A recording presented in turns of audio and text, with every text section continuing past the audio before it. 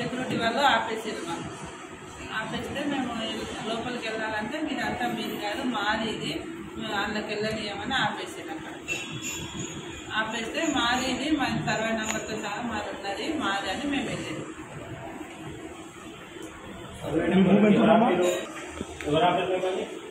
KLM university వాళ్ళు security సూపర్వైజర్లు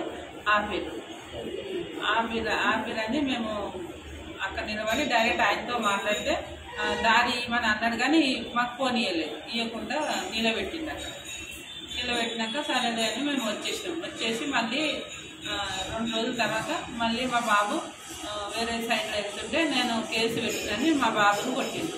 మేము అప్పుడు కేసు పెట్టలేము, మాట్లాడి పేర్లు రాయించి అందరూ రాసుకున్నాం, సెక్యూరిటీ వాళ్ళు అందరినీ రాసుకున్నాం.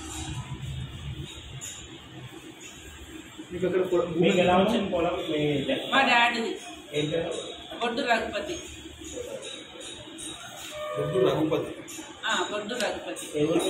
లాల్సాబ్ కూడా గాజుల రామారం విలేజ్ దాటిన తర్వాత లాల్సాబ్ కూడా.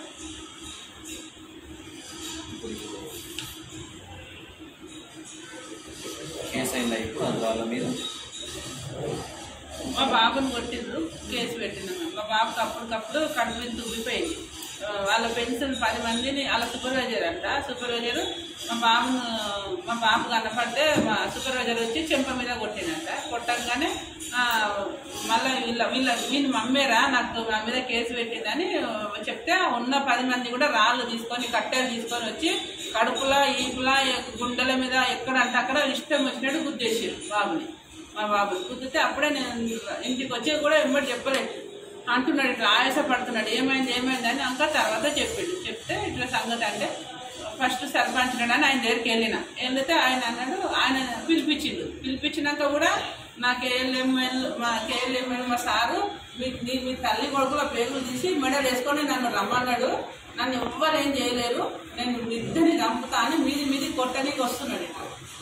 ఊరందరూ చూస్తున్నా కూడా ఆపితే కూడా ఆగుతలేడు, మీది దుక్కొస్తున్నాడు కొడతానని. మీరు కేఎల్ఎం యూనివర్సిటీ మా సార్ కొట్టమాడు అని చెప్పి చంపేసి మెడల్ వేసుకొని రమ్మాడంట పేర్లు మా ఇద్దరి సూపర్వైజర్.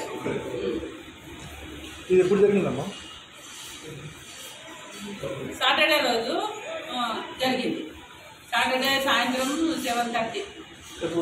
మొన్న సాటర్డే రేపటికి వారం. ఇప్పటికి కూడా తగ్గలేవు. ఇచ్చినాం కంప్లైంట్. వాళ్ళు సర్పంచ్ అయితే వెళ్ళినాం, చెప్తే ఇంటాడేమంటే వినలేడు.